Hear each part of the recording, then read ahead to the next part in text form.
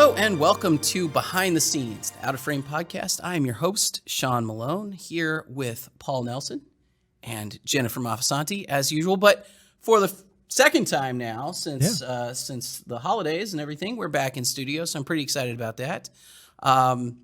We've had a pretty good last couple weeks, but last week we just got done talking about the first of our two-part Apple TV series. We'll see. Unexpected Apple TV content. I mean, if you've purchased an Apple product in the last year, you got a year for free. Did you really? Is that because I don't own any Apple products, so I did not get a year for free.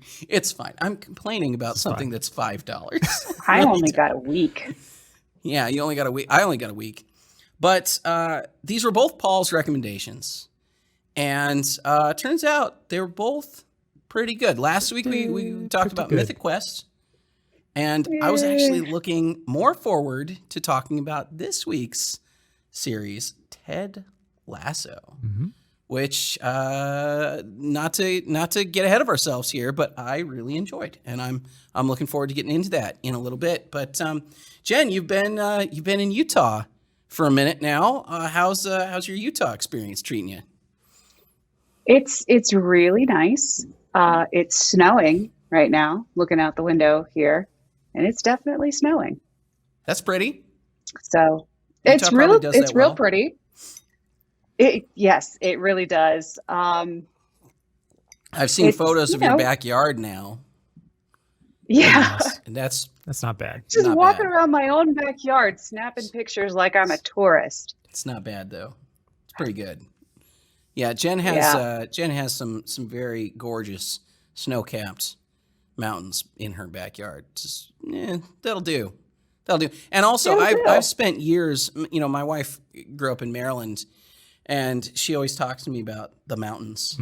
Mountains of Maryland. In Maryland, and how she lived near a mountain. And I would always make fun of her, and I've always made fun of her because I grew up in the state of Washington.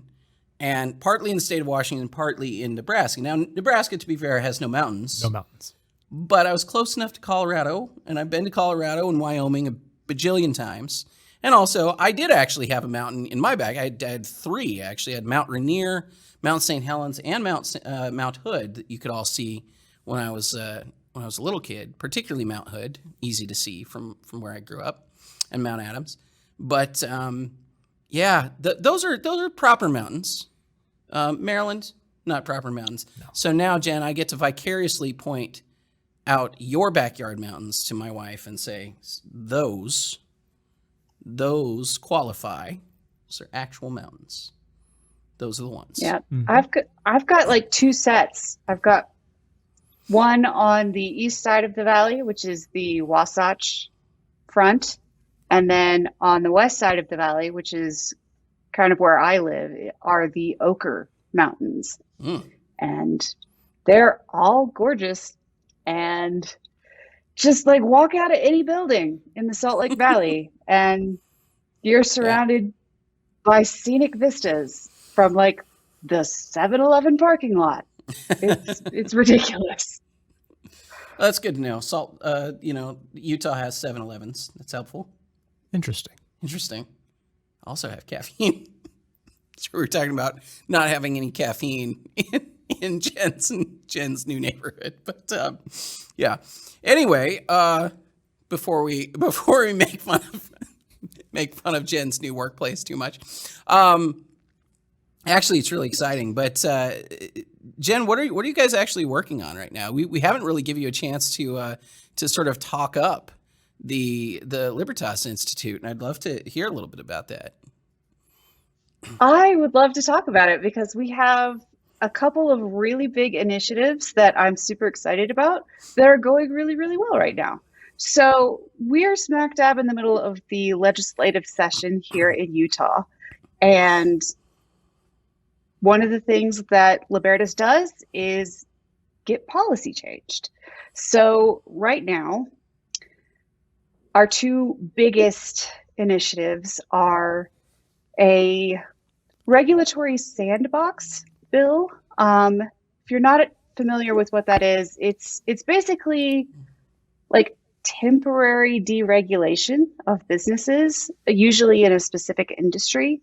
You get like a trial period to play around in the sandbox while you sort of test yourself in the marketplace. If you have an innovative idea, product, service, business model, anything like that that doesn't neatly fit into pre-existing regulatory structures.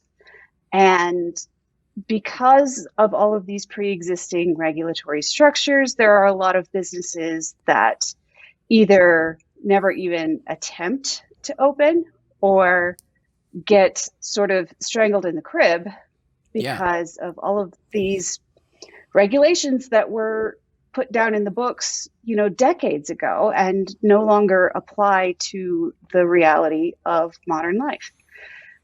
So Utah has 3 regulatory sandboxes right now. They're all industry specific. One is for financial technology, one is for insurance, and one is for legal services. And those are all fantastic. But what we're trying to do this year is have an all-inclusive regulatory sandbox so that it doesn't matter what industry you technically fall into, you can still apply to be a part of this regulatory sandbox and not have to deal with at least some of the red tape that you otherwise would. And then at the end of the trial period, it's usually like 3 years, regulators will evaluate how things have been going and see what, if any, regulation needs to be applied to your specific business model. And it's really exciting because this is a great way to foster innovation and entrepreneurship while still protecting public safety. So that's the first one that we've got. Another is a big data privacy bill that we're working on that would require any government agency to apply to this privacy committee when they want to use a new technology that could violate someone's Fourth Amendment rights. So a lot of the times, law enforcement and other government agencies just kind of jump on these new technologies like facial recognition and, a bunch of other things, just like surveillance technology and stuff like that, without really asking permission first and without any sort of guardrails in place to protect the rights of individuals and people's privacy.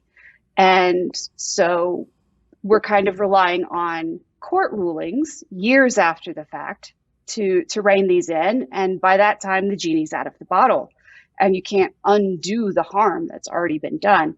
So now we're working to institute a process that will require the state to go through this privacy committee if they want to use a new technology. That sounds really good. There's it kind of goes back to, we had done an episode on Edward Snowden and all of that whole thing, and everything that the NSA was doing in terms of warrantless wiretapping, spying on people, and going through people's social media feeds and stuff like that. And I've had a lot of conversations with people lately, especially about social media in general, and obviously we're just put out an episode recently on challenges with social media in terms of free speech, but also when we did the episodes on the social dilemma, we talked a little bit about data privacy. The funny thing is, I worry not that much about data privacy where it's like the commercial side of things is concerned. It doesn't bother me a whole lot if Amazon knows that I'm also searching for, paper towels today, and then Amazon pops up and says, hey, we've got some paper towels for you. What I am super concerned about is the state being able to access not just my, user data in terms of what I'm searching for, although that is sometimes a concern, but all of the private data that the government the U.S. government included, and state governments have extracted from these companies for years. I mean, there have been so many lawsuits and so many battles between Google and between Apple and the federal government, foreign governments. It's a lot, and I applaud that. Like any kind of protection people can get from having their private data just automatically used by state actors would be, pretty good. Mm-hmm. That's pretty cool. Yeah, these are a big deal for us, and they are first in the nation bills. So Utah will be the first state, assuming that they pass, and things are going well right now. So it's looking very promising. Nice. Assuming that they pass and that Governor Cox signs them into law, Utah will be the first state in the nation to have these kind of protections.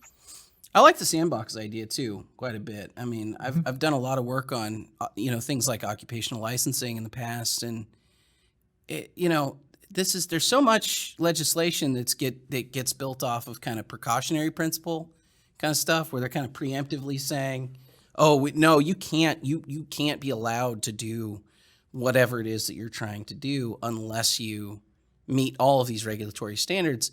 But those regulatory standards quite often are built to satisfy the major players in the existing industry, So Yep. It's very, very hard to innovate or create something new in an environment where you're hamstrung by policies that are frankly built to insulate those guys, insulate the very people you're trying to disrupt, from that kind of competition. That's pretty cool. Both those are pretty cool. Mm-hmm. Yeah.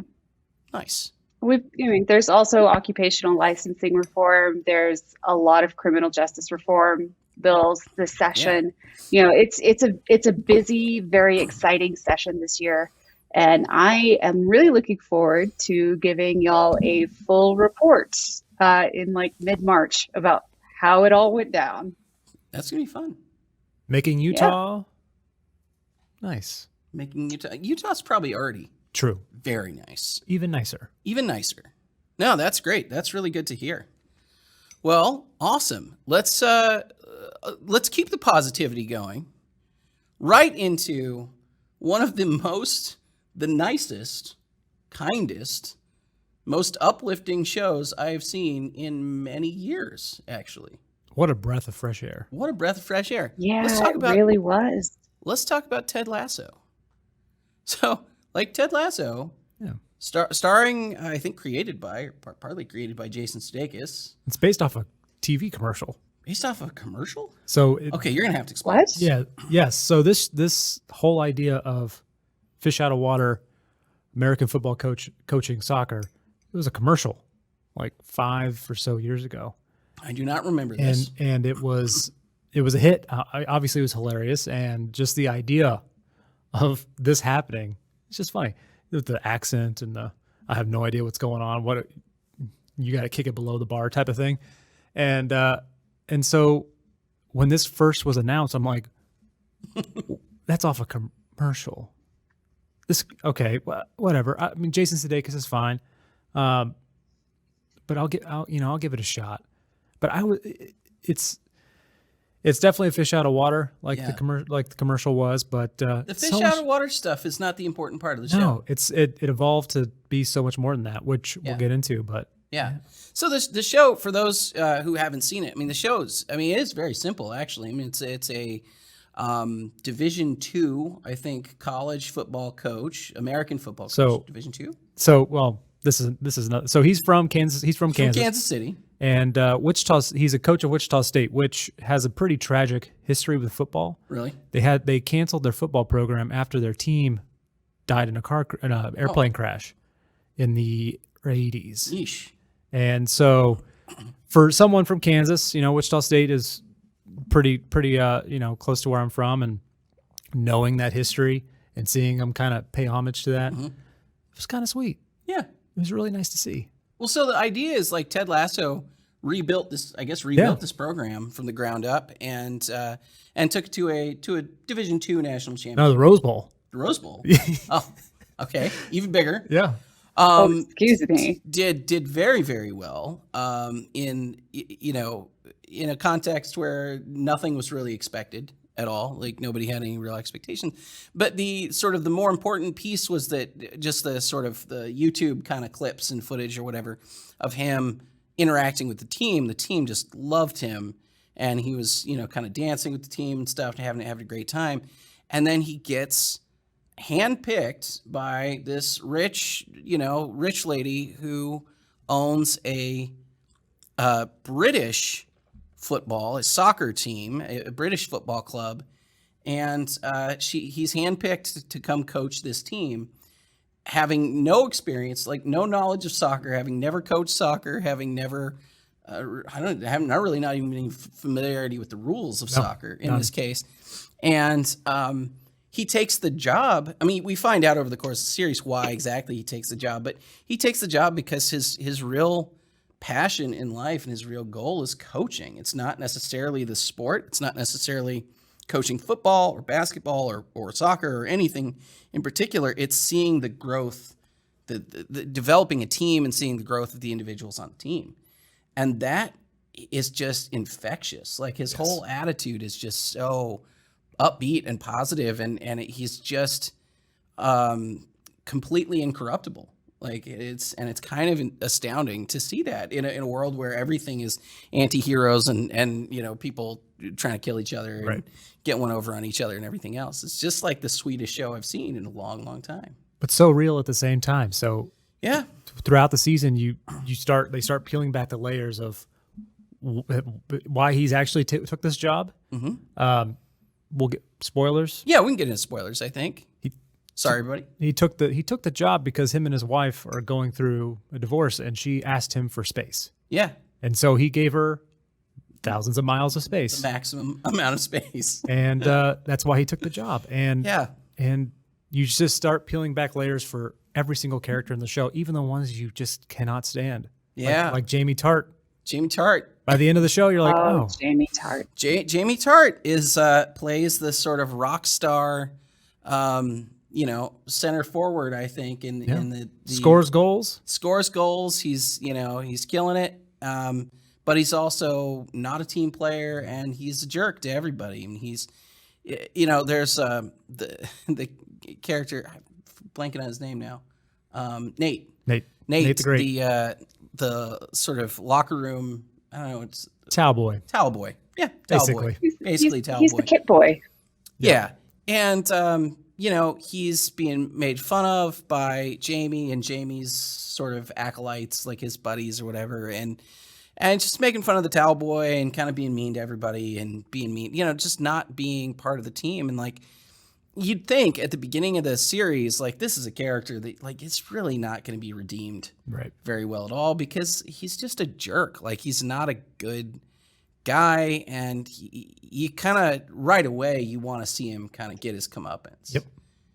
But he kind of gets redeemed, and you see why he behaved that way, and then you see, like in a kind of a really poignant moment at the very end of the season, he actually makes a team player move, not even playing for their team anymore.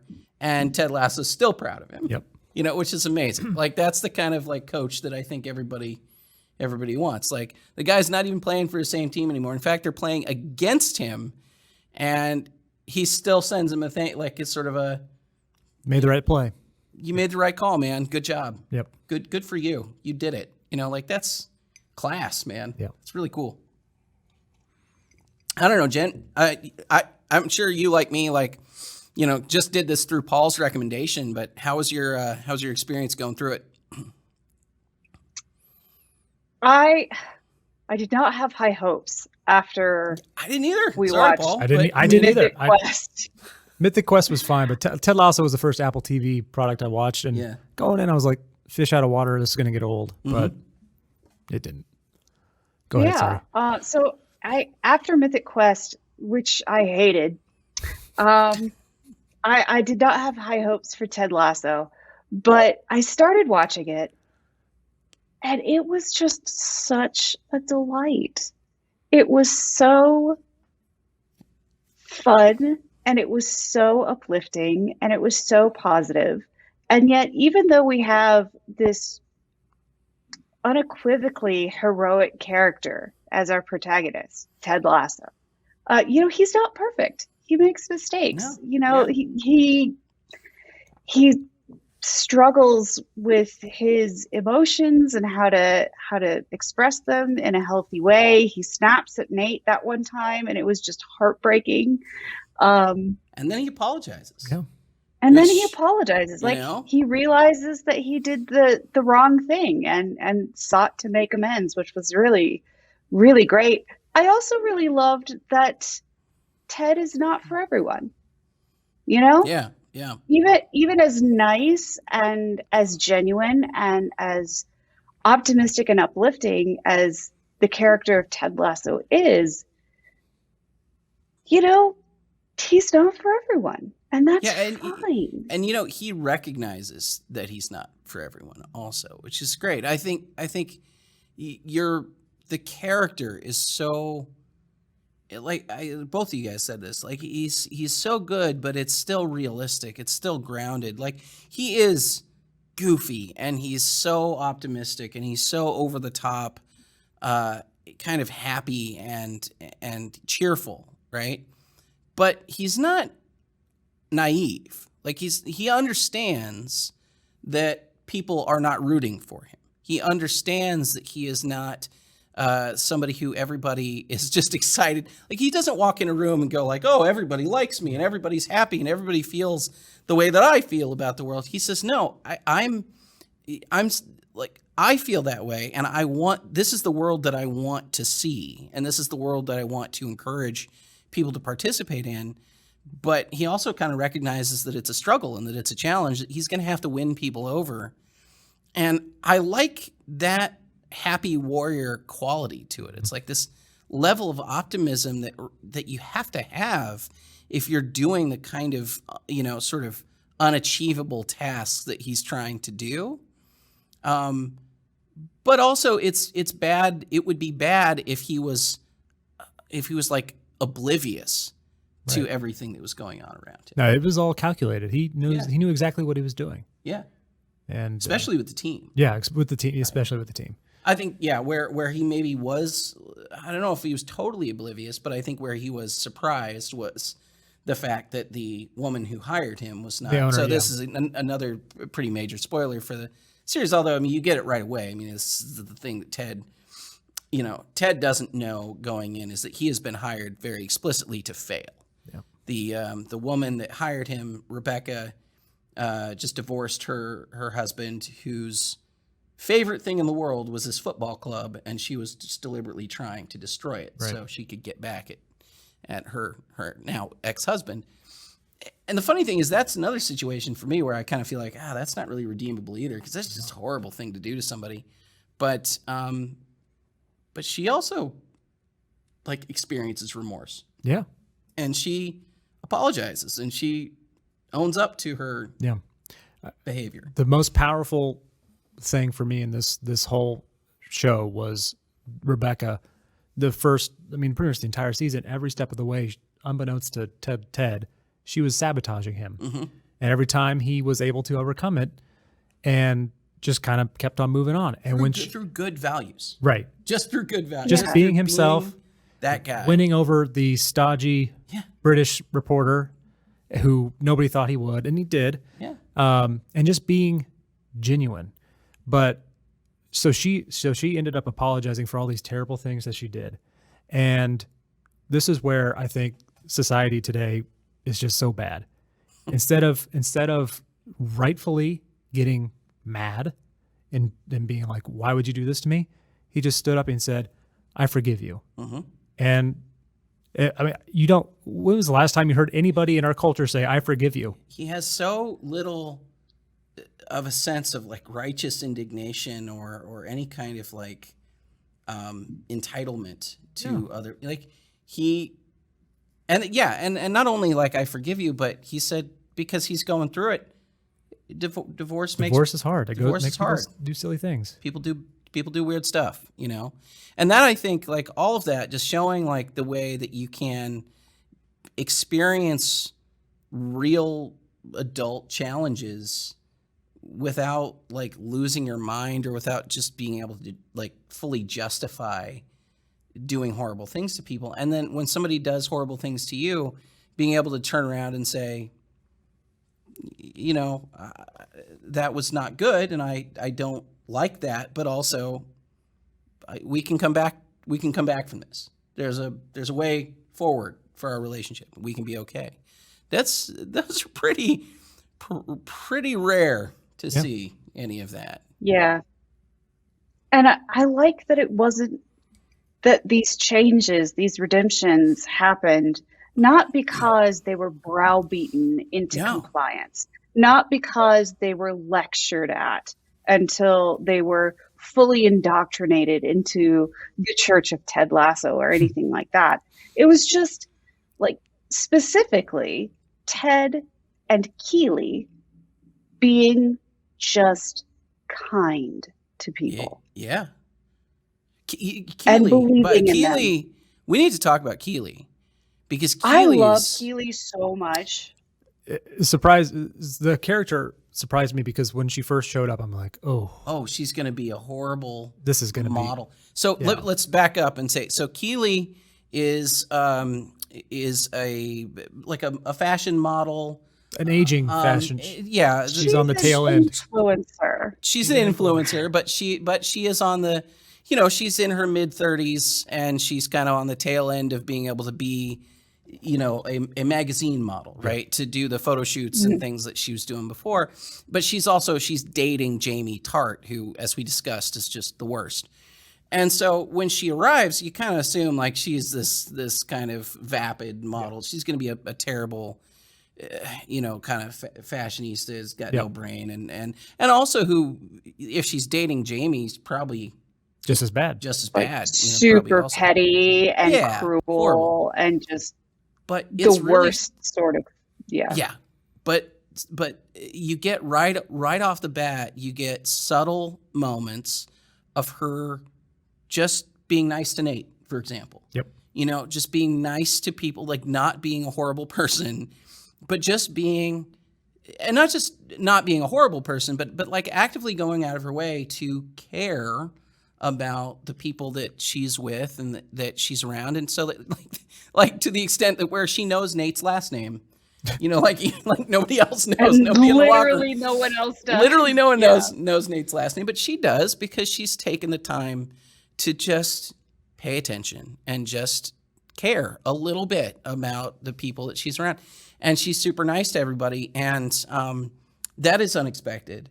And then Jen, to your point, I think she is maybe not equally important to Ted because Ted's like just so much more of a powerful influence over everybody in the show, but like including Keely for that matter. But I think especially her interactions with Jamie and her interactions with Rebecca are critical, right? Like I don't think you have either of those turns without Keely's presence, and that's pretty cool too. Yeah, because both of them are nice. And even with characters that didn't get a lot of screen time, for example, at the beginning of the season, Jamie Tart's toadies, one of his guys that would just give Nate a hard time, by the end of the season ended up being the captain. Oh yeah. And it's like he's barely on screen, but you see it in the background and how his body language is, how he treats people. And so when that time comes, it's like, oh, that actually kind of makes sense. Yep. Yeah, I think there's a lot of arcs in this show. I mean, it's a short season. It's 11 episodes. Is that many? 10 or 11 I'm episodes. Not sure. It went by quickly. I feel like it was 11. Because I feel like I remember it being like a slightly odd number. But 10 or 11, and Ted has an arc, Rebecca has an arc, Keely has an arc, Jamie has an arc, Roy has an arc, Nate has an arc, Coach Beard has an arc, Coach Beard has an arc. Everybody. It's amazing. Yeah, Ted's wife has an arc. Yeah, small. Very small. She only has a couple episodes, but like, Yeah, I mean, there's a lot there, and that was a surprise to me. I think and look, I will say probably the show is similarly, just as Ted is not for everyone. The show may not be for everyone because if you really like the super dark anti-hero kind of stuff, if you like I mean, but I was going to say if you like Love Island, if you like Bridgerton, or if you like shows where upper crust horrible people squabble at each other and try to destroy each other. If that's kind of what you're into, this is not that. This is the opposite of that. But honestly, I think if I can make a plea for anybody listening or watching or whatever to make some room in your life for some uncynical content, this would be high on my list of recommendations. Yep. Pretty high. I think Definitely. It's similar to me a little bit to Ricky Gervais' Afterlife, which I mentioned to you guys after watching the series. Like, Afterlife is another show that kind of surprised me in that, Ricky Gervais, who I've always been generally a fan of as a comedian. I don't love everything that he's ever done, but Ricky Gervais typically is super abrasive and irritating, and the characters that he plays, like David Brent, are awful and not enjoyable. And the character that he plays in Afterlife is also pretty unbearable at the beginning, but the show itself is so it's so empathetic to what he's doing, and he changes so much over the course of that show to become a much, much better version of himself, that it's also a deeply kind of beautiful story and a really uncynical story. Similarly, though, Jason Sudeikis I find to be often a guy I find kind of annoying. Yeah. And in this case, I didn't. I found him to be absurdly likable. Yeah. Yeah. Well, these people are rare. But when you happen across them, they do have that like gravitational pull that can change. Yeah. Organizations can change, teams and stuff like that. Yeah. It's rare. It's exceedingly rare, Well, especially in and- today's day and age. Yeah, and I think we all get really cynical because I think when you see somebody who is that positive, that upbeat, you don't trust them. Yeah. You don't think that they're being truthful. This is an act. This is an act. Yeah. It's got to be an act. Or you think that they're idiots. Right. It's an act, or again, they're naive. They're completely oblivious to everything that's going on. Like how could you possibly be this way when, like Ted goes to dinner, Paul mentioned, goes to dinner with this reporter who is a notoriously, tough interviewer who, and who has already expressed disdain for Ted, like directly has flat out said he doesn't think he's any good at all. And Ted wins him over by being genuine. Yep. And by demonstrating to him over the course of, quite a lot of time, actually, pretty much the entire day, but proving to him that it's not an act. It's not Ted, kind of faking his nice act and then, when the cameras aren't rolling, being a, completely different person. That's the thing. I think anybody who tries to put on this kind of effect and for whom this is fake, like, you're going to drop it at some point. And when you do, nobody's ever going to believe you again. Right. But, I think that's the key. And with Ted too, I think and I think you said this, Jen, you can make mistakes. You cannot be a perfect human being. But like the thing with Nate, where he yells at Nate, that would be a moment of, especially for Nate, would be a huge violation of trust, and it'd be a moment where Nate could come away from that going like, "Oh, that guy was just, it was all a front," and then that I saw the guy's real face. He yelled at me, but the fact that he apologized after the fact, the fact that he went back to Nate and said, "Yeah, I'm sorry, that wasn't right of me to do," and also took credit for it. Yeah, on the typical power dynamics. Yeah. He's the head coach. He's the head coach. And he's talking to the towel boy. Mm-hmm. There's no reason why you should even know his name. Potentially, yeah. And so just even that on top of being humble enough to apologize, being humble enough to apologize to somebody that you don't even have to. Yep. No, it's just about character. Yep. That's pretty fun for me. I'm really looking forward to season 2. I have no idea where they're going in season 2. They got relegated. Okay, thanks so to Jamie Tart. you're gonna have to explain that because nobody. Yeah. So So in the English Premier League, there's 20 teams. They play each team twice throughout the year. No playoffs. So the top team, the best team wins the championship. But the bottom 3 teams with the least amount of points gets kicked out of the Premier League down to the lower league, and the top 3 teams from the lower league go up to the Premier League. So the last game of the season, they're playing against Jamie Tart, there were some issues, and he got Rebecca. Yeah. Oh man, that was sad too. Yeah, screwed him over. Because Ted at this point, we're gonna spoil this too, but like Ted at this point has actually made an impact on Jamie. Won Jamie over. Started to win him over, and then Rebecca, because she's trying to sabotage him constantly, has him transferred to another team. Yep. And it's just, and then Jamie thinks that Ted had him transferred, right. And that it was all fake. Again, that lack of that thing where you can break somebody's trust that quickly, even if it's not your fault, right? Like Jamie thought Ted was just putting on an act for him because nobody can be that. Nobody can be that. Yeah. So season 2, they've been relegated, so they're not in the Premier League anymore. They're going to have to scrap their way back up and get back up, and then see from there. So I'm pretty excited for season 2 because in real life, just with teams that go down from the Premier League, it's hard because you lose millions of dollars in TV money. Right. You cannot pay the same players. You have to pretty much let almost everyone go, have a whole new team, and your fans are mad. Right. And we know how English fans feel about their soccer. So yeah. And so all these pressures, and everyone else in the same league is feeling the same thing. So there's kind of a desperation, and I'd be interested to see how they portray that, because it's night and day difference between the Premier League and everything else. Well, this should be fun. I mean, especially, I think the thing that obviously works about the show is giving Ted obstacles with which to you sort of to meet with that level of optimism, right? And to see how, whether or not his values will break at some point, right? If you can kind of break that in the narrative, then that's kind of what you want to put him up against. And it sounds like there's going to be quite a lot of opportunities there. Yeah, there's going to be some challenges. Should be good. I don't know. Jen, final thoughts on Ted Lasso?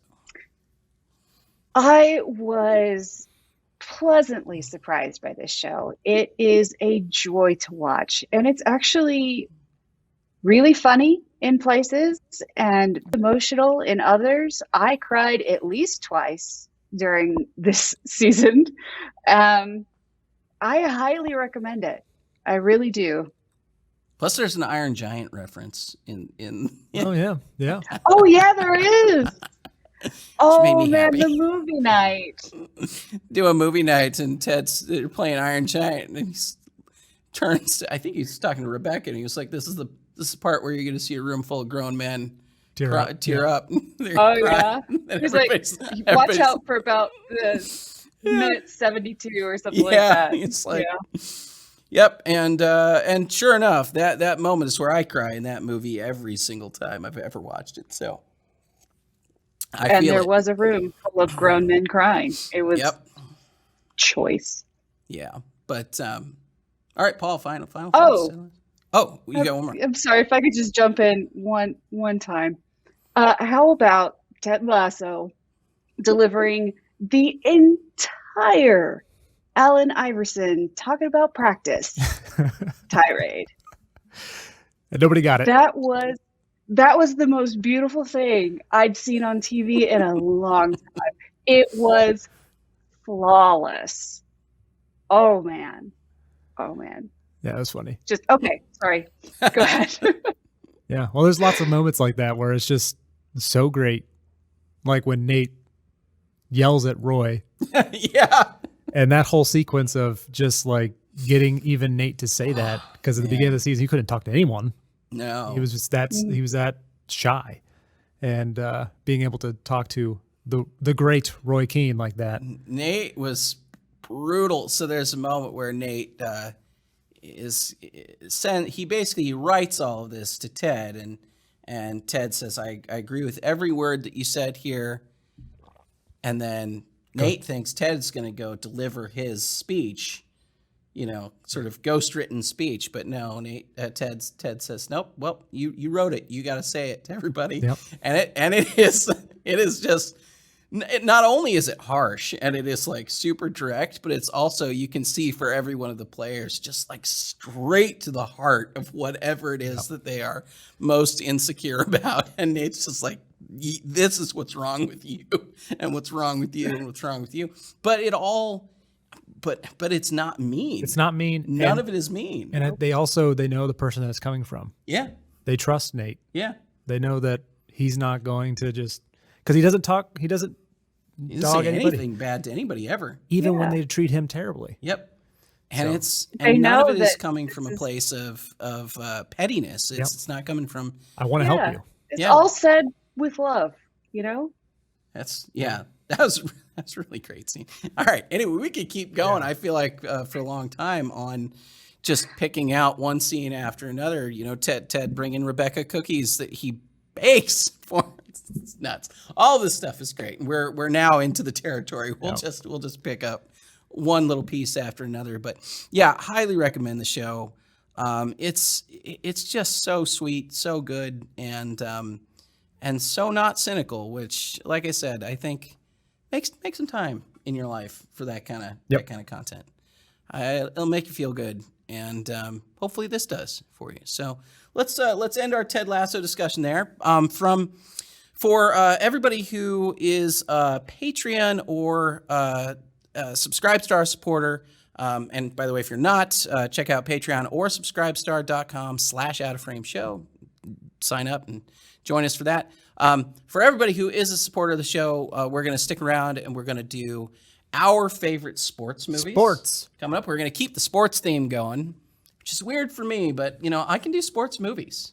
I'm not a sports watcher, but I'll do. There you go. I'll do sports movies, and we're gonna stick around and talk about that. For everybody else, hey, thank you for watching and listening, or however you've consumed this podcast, video, or on Apple or Google or wherever you're watching this stuff and listening to it.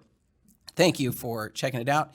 And if you haven't yet, please subscribe to Out of Frame on YouTube, subscribe to Out of Frame on Twitter, Instagram, TikTok, and we've opened up our Discord. So if you're interested in coming into the Discord, chatting with us, Jen, Paul, and I are all on the Discord channel all the time. So check out the Discord and join us there. For everybody else, we will see you next time.